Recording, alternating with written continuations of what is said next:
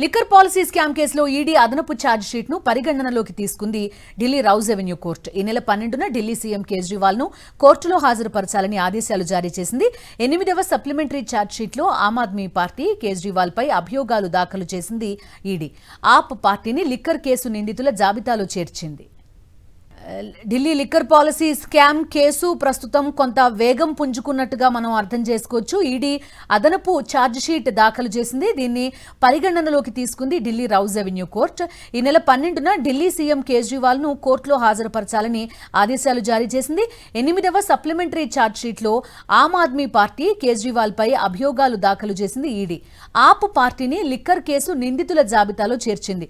ఒక పొలిటికల్ పార్టీని ఒక స్కామ్ కేసు నిందితుల జాబితాలో చేర్చడం కూడా మనం లిక్కర్ పాలసీ స్కామ్ కేసుకి సంబంధించి చూస్తున్నాం. పూర్తి డీటెయిల్స్ అందిస్తారు మా కరెస్పాండెంట్ వెంకటేష్. చెప్పండి.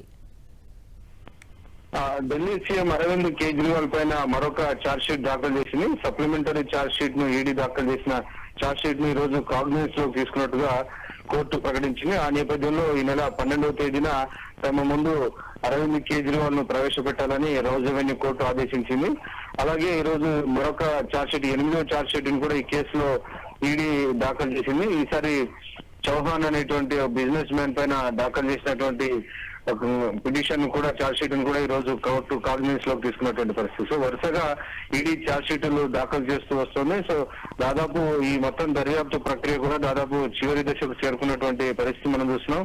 అలాగే కవిత ఛార్జ్ షీట్ కూడా నిజానికి నిన్న విచారణకు వచ్చిన సందర్భంలో కొన్ని పొరపాట్లు ఉన్నాయని చెప్పడంతో ఆ కాగ్నిజెన్స్ తీసుకునేటువంటి అంశాన్ని శుక్రవారానికి వాయిదా వేసినటువంటి పరిస్థితి మనకు కనబడుతుంది. సో మొత్తానికి దాదాపు 2 సంవత్సరాల నుంచి ఈ ఈడీ ఒకవైపు, సిబిఐ ఒకవైపు 2 దర్యాప్తు సంస్థలు దీనిపైన వేగంగా దర్యాప్తు చెబుతూ ఈ దర్యాప్తు ప్రక్రియను చివరి దశకు తీసుకొచ్చాయి. సో ఆ నేపథ్యంలో అతి త్వరలోనే దీనిపైన రెగ్యులర్ గా డే టు డే బేసిస్ లో ట్రయల్ కూడా ప్రారంభమయ్యే అవకాశం మనకు కనబడుతుంది.